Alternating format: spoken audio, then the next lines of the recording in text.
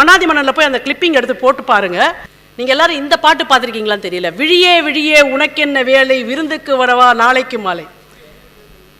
அட்டகாசமான பாட்டு. டான்ஸ் வந்து பப்ளி. ஜெயலலிதா வந்து அவ்வளோ பப்ளியா ஒரு டான்ஸு. அதோட அவங்க காஸ்டியூம் ஒரு மிடி மாதிரி, அந்த காலத்தில் அவ்வளவு பேட்ச் ஒர்க் போட்ட ஒரு மிடி. காஸ்டியூம் டிசைனர்ஸ் வந்து இன்னைக்கும் எடுத்து பார்த்து, ஓ இந்த ஸ்கர்ட் நல்லா இருக்கு, எப்படி ஒரு ஸ்கர்ட் போட்டு விடலாமே அப்படின்னு காஸ்டியூம் டிசைனர்ஸ் ரெஃபரன்ஸுக்கு வச்சுக்க வேண்டிய ஒரு ஸ்கர்ட் அது. ரெண்டு பேரும் தான் டான்ஸ் ஆடுவாங்க. ஒரு ஸ்டேஜில் தெரியும் எம்ஜிஆருக்கு, அந்த பொம்பளை நல்லா ஆடுறாப்பா, நம்ம மரியாதைக்கு ஓரத்தில் நின்று ரசிச்சாவே போதுமானதுன்னு. தலைவர் ஓரத்தில் போய் அழகாக இப்படி கையை கட்டிட்டு, நீ ஆடு ஆடு நான் பார்த்துக்கிறேன் அப்படின்ற மாதிரி ஒரு ஓரத்தில் நின்று எக்ஸ்பிரஸ் பண்ணுவார். ஃபுல்லாக அந்த இவ்வளோத்துக்கும் அந்த மாதிரி சுற்றுவாங்க. அதை ரசிச்சு ரச்சா என்ன ஆட்டம் ஆடுதுரா அந்த பொண்ணு, நல்லா தான் ஆடுது, பரவாயில்ல, நல்ல ஹீரோயின் தான் நம்ம போட்டிருக்கோம் படத்தில் அப்படின்ற அவ்வளோ கர்வமும் அவர் கண்ணில் தெரியும். இது ஒரு ஆர்டிஸ்ட் மனசு என்ன அப்படின்னாக்கா, எதிர இருக்கவனுடைய ஆர்ட் ரொம்ப அற்புதமாக இருந்தால் ஓரமாக நின்று ரசிக்கிற ஒரு கலைஞன் இருக்கார்ல, அதனால தாங்க எம்ஜிஆர் படம் ஜெயிச்சுது. இன்னொன்று சொல்கிறேன், ஒரு நல்ல ஆர்டிஸ்ட் எப்படி தெரியுமா இருப்பான், எனக்கு ஒன்றும் பிரச்சனை இல்லை, வா நீயும் வா, ரெண்டு பேரில் ஒன்று பார்த்துடலான்னு சொல்கிறது இருக்கும். இதை ஒவ்வொரு படத்திலும் எம்ஜிஆர் நம்பியாரோட செய்திருப்பார். அதே மாதிரி இந்த நிராயுத பாணி அடிக்கக்கூடாதுன்றதுக்காக ஒருத்தன் கையில் வாள் இருந்து சண்டை போட்டு அந்த வாள் படுத்தா, எடுத்துக்கொள் உன் குத்துவாளை அப்படிம்பார் தலைவர்.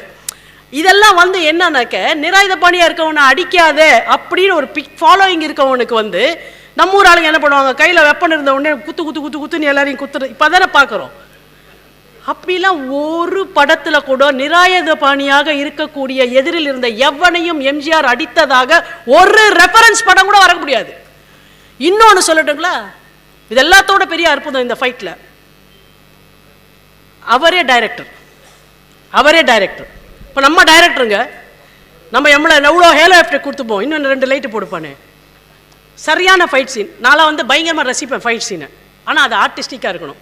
ஒரு சிலம்பமாக இருக்கணும், இல்லை ஒரு மான் கொம்பு சண்டையாக இருக்கணும், இல்லை வந்து ஒரு பாக்ஸிங் ஃபைட்டாக இருக்கணும், என்ன சண்டையாக வேணால் இருக்கலாம். ஆனால் சண்டை அவ்வளோ அழகாக இருக்கணும்.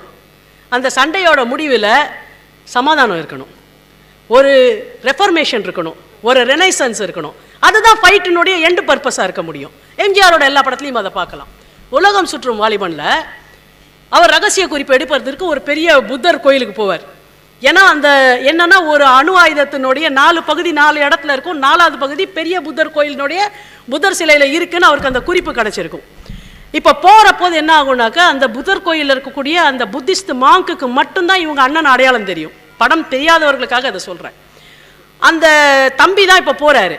போன உடனே என்ன ஆகும், ஐயா நான் வந்திருக்கேன் அப்படின்னோடனே அவர் என்ன பண்ணுறாரு, வேஷத்தில் இருக்கக்கூடிய நம்பியார் தான் உண்மையான புத்திஸ்ட் மாங்க்குன்னு நினச்சிக்கிறார். ஏன்னா தலையில் ஒரு பெரிய டவலெல்லாம் போட்டுக்கிட்டு புத்திஸ்ட் மாங்க் மாதிரி வேஷம் போட்டுருப்பார். உங்களுக்கு அந்த ரகசிய குறிப்பு எங்கே இருக்குன்னு தெரியுமா? தெரியும் அப்படின்னு உடனே, என்ன அந்த குறிப்புன்னு உடனே, கிமோக்கோ மிக்காயு நிமோனா, என்னன்னாக்கா பெரிய புத்தர் சிலை, அதுக்கு கீழே இருக்க கல்லில் 4வது கல், அதில் இருந்த பக்கம் வலது கல், அதுக்கு கீழே தான் இருக்கு, எடுத்துக்கோ அப்படின்னு உடனே இவர் கல் எடுத்து ஒரு கத்தியால் அந்த இதை கல்லை எடுத்துட்டு அந்த ரகசிய குறிப்பை எடுத்து அப்படி பார்க்குற போது குத்து நம்பியார் குத்துவார். ஐயா நீங்களா இந்த பாவத்தை செய்கிறீங்க அப்படின்னு ஆரம்பிப்பான். நம்பியார் ஃபுல் இதையும் பார்த்தாக்கா ஒரு கோல்டன் கலரில் ஷார்ட்டாக ஒரு வேஷ்டியை கட்டிக்கிட்டு தொடையில் பட்ட பட்ட பட்ட பட்ட பட்ட பட்டு அப்படிமா ஒரு தங்கப்பல்ல வச்சுக்கிட்டு அந்த ஃபைட்டை நீங்கள் பார்த்து முடித்து செம்ம மாற்றிடுவார். அந்த புத்தர் சிலையில் ஒன்றுமே அடிக்க மாட்டார், அப்படியே வெளியில் கூட்டிகிட்டு வந்தவரை வெளியில் வந்த உடனே திருப்பி கொடுப்பார் ஃபுல்லாக. அவன் ஓஞ்சி கீழே விழுந்துருவான். இப்போ உண்மையான அந்த மாங்க் யாருன்னு தேடி உள்ளே போவார். அவருக்கு தண்ணி தெளித்து அவரை கூப்பிட்டு வர்றார். என் நண்பன் எங்கே அப்படின்னு அந்த மாங்க் கேட்பார். யார்? அவர் அடித்து போட்டுட்டு வேஷம் போட்டுட்ருக்கார்ல நம்பியார், அவன் எங்கேன்னு உடனே இங்கே தான் இருக்கிறான். அவர் தாங்க டைரக்டர், நல்லா யோசிச்சு பாருங்க. அவர் தான் டைரக்டர், எம்ஜிஆர் தான் டைரக்டர் படத்துக்கு. இப்போ அந்த மாங்க் கேட்பார், என்ன நண்பா இப்படியா ஒருவரை அடிப்பது அப்படின்னு கேட்பார் அந்த மாங்க்கு. அதுக்கு எம்ஜிஆர் சொல்லுவார், ஐயா அந்த புத்தர் சிலைக்கு முன்னால் என் கை விரல் நுனி கூட அவர் மேல் பரவில்லை அப்படின்வார். அதுக்கு அந்த மாங்க்கு சொல்லுவார், எங்கே இருந்தால் என்ன நண்பா, எங்கே இருந்தால் என்ன நண்பான்னு கேட்பாரு. டேய் புத்தர் சிலத்துக்கு முன்னாடி அடிச்சா என்ன, வெளியே அடிச்சா என்ன, அடி கொடுத்தது தானடா உண்மை, அடிக்கலாமாடா ஒருத்தனேன்னு ஒரு ஹீரோவுடைய கொஸ்டின் பண்ணாக்க ஒரு துணை கேரக்டரோ இல்லை ஒரு நிமிஷம் வந்துட்டு போகிற கேரக்டரோ ஒரு ஹீரோவுடைய காண்டக்டையே கேரக்டரையே ஆட்டி படைக்கக்கூடிய ஒரு கேள்வியை எங்கே இருந்தால் என்ன நண்பான்னு கேட்குற ஒரு டைலாக எம்ஜிஆர் தான் வைக்கிறார் என்றால், நான் அச்சிட்டேன்றதுக்காக நீங்கள் யாரும் அடிக்காதீங்க, நான் அச்சது சினிமாவுக்கு நிஜ வாழ்க்கையில் யாரும் அடிக்கக்கூடாது அப்படின்ற பொறுப்புணர்ச்சி ஒன்றை வைக்கிறார்ல ஒரு டைலாக்ல. அங்க எல்லாருக்கும் தெரிஞ்ச விஷயம்தான், 1000ல் ஒருவன்.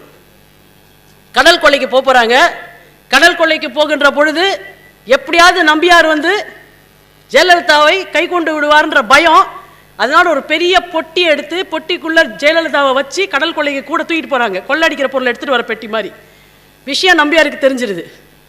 நேர கடற்கரைக்கு வந்துடுறார். மணிமோகனா, அந்த பெட்டி என்ன இருக்கிறது? பெட்டி உம்முடையதாக இருக்கலாம், ஆனால் அதில் இருக்கும் பொருள் என்னுடையது. இது ஒவ்வொருவரும் அரசாங்கத்திற்கு சொல்வது. பெட்டி உம்முடையதாக இருக்கலாம், ஆனால் அதில் இருக்கும் பொருள் எம்முடையது. என்னங்க எவ்வளவு பெரிய டயலாக்! பெட்டி உங்களுடையதாக இருக்கலாம், ஆனால் அதில் இருக்கும் பொருள் நாங்க கொடுத்த வரி பணம்.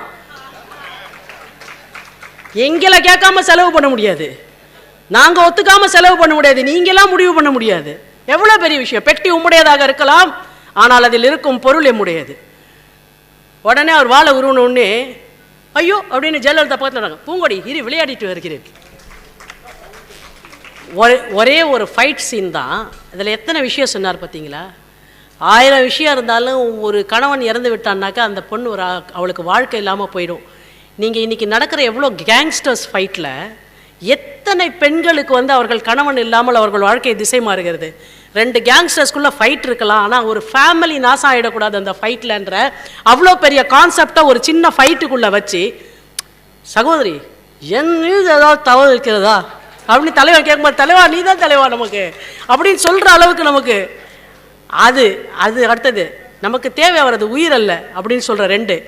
இதே படத்தில் பின்னாடி ஒரு சீன் வரும். இவரை ராமதாஸை கத்தியால் குத்திடுவாங்க. நமக்கு தேவை அவரது உயிர் அல்ல மன மாற்றம் அப்படின்னு ஒரு டைலாக் சொல்லுவார். எந்த சண்டையுமே வந்து அடுத்தவன் திருந்த வேண்டும் என்பதற்காக ஏற்பட வேண்டுமே தவிர அடுத்தவன் தீர வேண்டும் என்பதற்காக ஏற்படக்கூடாது என்பதை வந்து ஒவ்வொரு படத்துலையும் எம்ஜிஆர் எஸ்டாப்ளிஷ் பண்ணிக்கிட்டே வந்தார்.